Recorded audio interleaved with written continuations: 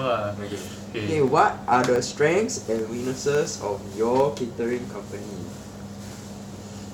The strength of our catering would be that we are small and we are very agile to respond to customer needs quickly. The weakness would be that we are small and we cannot take bigger events to have more visibility in the market and thus having a bigger market share. Okay. Then, what are some common unforeseen circumstances? Common unseen circumstances. I think the biggest uncommon circumstance that I have, biggest unforeseen circumstance that I had was always the weather, because we did a lot of outdoor catering. So because we bring our whole grill, our charcoal pit to wherever that we go, we are unable to predict the weather, even if we check Google or wherever it is to help us to have a wet weather plan. It's difficult because the area is new and the host might not have a concrete wet weather plan themselves. So you have to think on your feet. You have to be very adaptive to whatever situation that requires your immediate attention. Yes. Alright.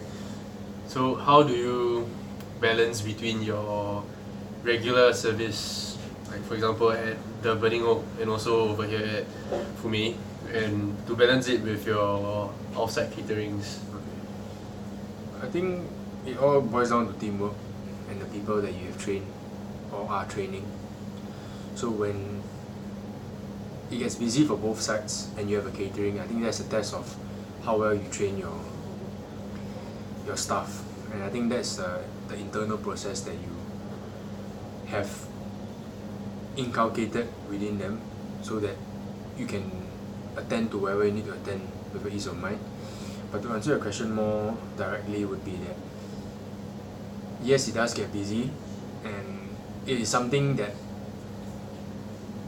only adequate manpower can rectify. Meaning to say that if we are swamped with catering, then we need more part-timers. If we are swamped with our current operations, our day-to-day operations, then definitely yes, we need part-timers. So I think the best way to solve or to at least mitigate some of these problems would be to have a big pool of part-timers that it's not their first day and will be exposed to a busy service, so they know what exactly needs to be done when they come to work straight away. Yeah. Then, how did you first start to build up your catering network? Initially, we didn't have a catering arm of our company because we were too focused on running our day-to-day operations. However, I think we were approached by the army to do a small-scale catering event for them, and from then on, more and more referrals, word of mouth. So one thing led to the other. So now we have the army is a recurring customer for 7-8 times a year. We have more customers that have been referred by the army for their own personal catering. So I think that's how the business actually grew and expanded. In terms of frequency, obviously, these people who hold their private events are not as high as for example, the army or the government bodies, but they still do provide a stream of revenue that is crucial to making the whole catering arm make sense. Because if you're just relying on these few big players, one day they decided that they are not going to take your services, then basically that's it for your catering. What do you see as upcoming trends in catering? I think upcoming trends, for now, don't say upcoming trends, we have a lot of grazing platters, meaning to say that there's a lot of it's a one table with a very beautiful display in the middle. So around the table would be, for example, organic breads, cheeses, etc. etc. I think those concepts are getting more popular because consumers are getting more health conscious. But I think moving forward, what would really, or what I see as a trend would be local cuisine presented differently at different catering functions. Meaning to say that you have a spin with technique, but still delivering the same flavors. I think that will keep people very interested. I think that will last maybe 2-3 years. And I believe Tonglok has already started to do that. So they as big players are already setting the trend here in Singapore. So I think it's only wise that you jump on board, and follow through with it as well until you know exactly what your actual client needs rather than what the market needs. Then you can tailor more specifically to your clients. And profit and loss. Like, how do you? Have you have any instances whereby people would compare your catering to maybe like the bigger brands like Neo Garden or whatever? Like, how do you like bring a competitive advantage? Like I said, the strength is that we are small and we are adaptive and we're very flexible with whatever procedures that we have. Not like the slightly bigger companies whereby they are following procedure 1 to procedure 10, so they don't know how to be, or rather they have no avenue for them to be flexible, meaning to say that what you order is what you're going to get. Whereas for us, we are more flexible and we can provide an intangible to our clients that I think bigger companies are unable to unless you pay a premium for it. Yeah. So we are able to tailor more specifically to their needs for the particular event, and then we are able to swiftly adjust our setup based on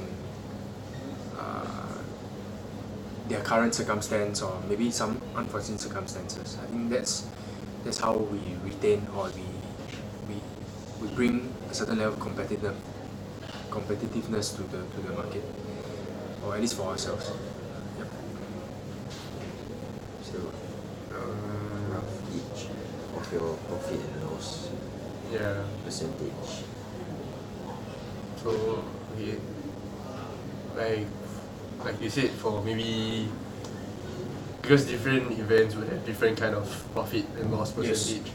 So let's say generally like a simple, like no special theme or anything, just asking you for a basic, maybe for example 4 to 5 dishes for let's say maybe 40-50 packs. So roughly an estimate about how much would be set aside for your costings, and then how much profit do you intend to yield out of a catering event like that? Okay. Generally speaking, we try to cap it at 30%, 35% food costs for normal events.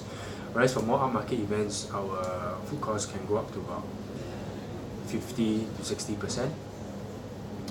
Reason being is why 35? 35 seems on the high side, but these are the people that demand a lot of quantity, not quality. So even with quantity, they're talking about maybe 300 people. Whereas for what you asked me for 50 people, I think maybe around 22-25% is the food cost, because they don't need the quantity. So even with quantity doesn't mean you can make more money. It really depends on what you're getting for your clients and what you've committed to them, or what you're known for, and what actually attracted them to use your services based on your current products that you're offering. So there are certain things that you cannot exclude from your day-to-day, or your event-to-event catering. Therefore, the margins will not be as high as doing for a smaller group of people. I think that's the paradox of economy of scale, being seen, because in the principle of economy of scale, the more you have, the better or the lower cost you can operate with, because you have a bigger purchasing power. Sometimes it's not true. Sometimes it's not true. What are some common measures that you always take for every catering event to keep your food safe? Okay, so although we're not HACCP certified, when we do our prep of food items, we still do observe danger zones. We still do observe moisture and whether the place is clean. What we're gonna contain, what's the vessel that's going to contain your item. So generally, for us, is we vacuum pack all our items to prevent any spoilage or any accelerated spoilage.